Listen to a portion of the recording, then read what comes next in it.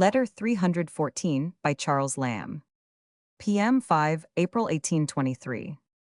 Dear Sir, you must think me ill-mannered not to have replied to your first letter sooner, but I have an ugly habit of aversion from letter writing, which makes me an unworthy correspondent. I have had no spring or cordial call to the occupation of late. I have been not well lately, which must be my lame excuse. Your poem, which I consider very affecting, found me engaged about a humorous paper for the London, which I had called a letter to an old gentleman whose education had been neglected. And when it was done, Taylor and Hesse would not print it, and it discouraged me from doing anything else, so I took up Scott, where I had scribbled some petulant remarks, and for a makeshift fathered them on Ritson. It is obvious I could not make your poem a part of them, and as I did not know whether I should ever be able to do to my mind what you suggested, I thought it not fair to keep back the verses for the chance. Mr. Mitford's sonnet I like very well, but as I also have my reasons against interfering at all with the editorial arrangement of the London, I transmitted it, not in my own handwriting, to them, who I doubt not will be glad to insert it. What eventual benefit it can be to you, otherwise than that a kind man's wish is a benefit, I cannot conjecture. Your society are eminently men of business, and will probably regard you as an idle fellow, possibly disown you, that is to say, if you had put your own name to a sonnet of that sort.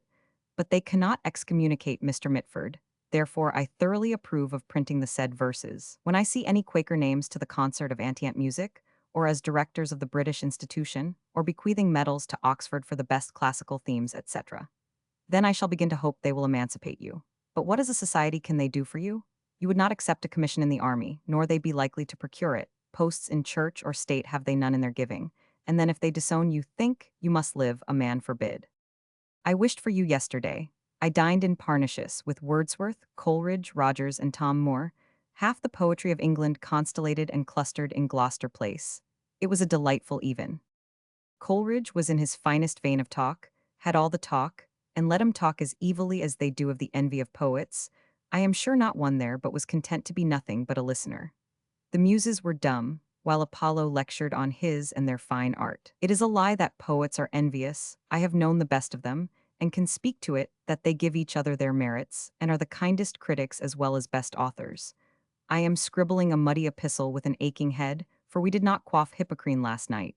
It was Hippocras rather. Pray accept this as a letter in the meantime, and do me the favor to mention my respects to Mr. Mitford, who is so good as to entertain good thoughts of Elia, but don't show this almost impertinent scrawl.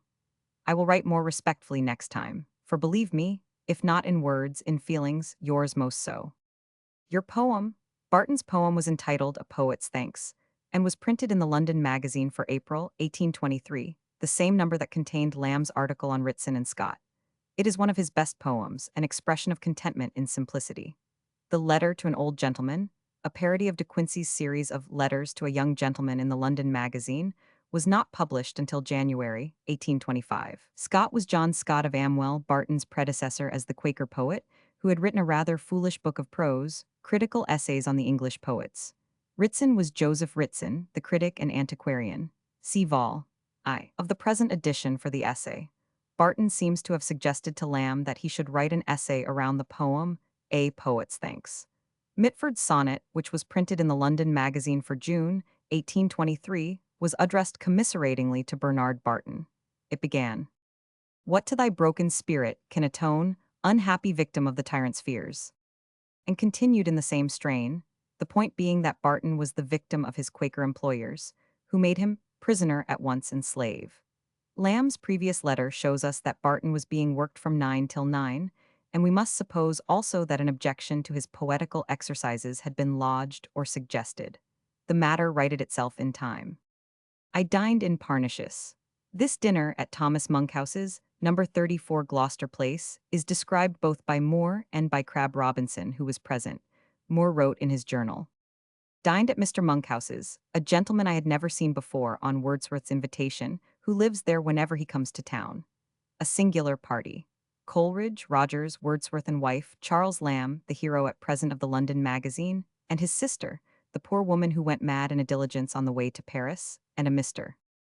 Robinson, one of the minor cetera of this constellation of the lakes, the host himself, a Maecenas of the school, contributing nothing but good dinners and silence. Charles Lamb, a clever fellow, certainly, but full of villainous and abortive puns, which he miscarries of every minute. Some excellent things, however, have come from him. Lamb told Moore that he had hitherto always felt an antipathy to him, but henceforward should like him. Crab Robinson writes, April 4th, dined at Monkhouse's. Our party consisted of Wordsworth, Coleridge, Lamb, Moore, and Rogers. 5 poets of very unequal worth and most disproportionate popularity, whom the public probably would arrange in the very inverse order, except that it would place Moore above Rogers. During this afternoon, Coleridge alone displayed any of his peculiar talent. He talked much and well. I have not for years seen him in such excellent health and spirits. His subject's metaphysical criticism, Wordsworth he chiefly talked to. Rogers occasionally let fall a remark. Moore seemed conscious of his inferiority. He was very attentive to Coleridge, but seemed to relish Lamb, whom he sat next. L. Was in a good frame, kept himself within bounds, and was only cheerful at last. I was at the bottom of the table, where I very ill performed my part. I walked home late with Lamb. Many years later Robinson sent to the Athenaeum, June 25, 1853, a further and fuller account of the evening.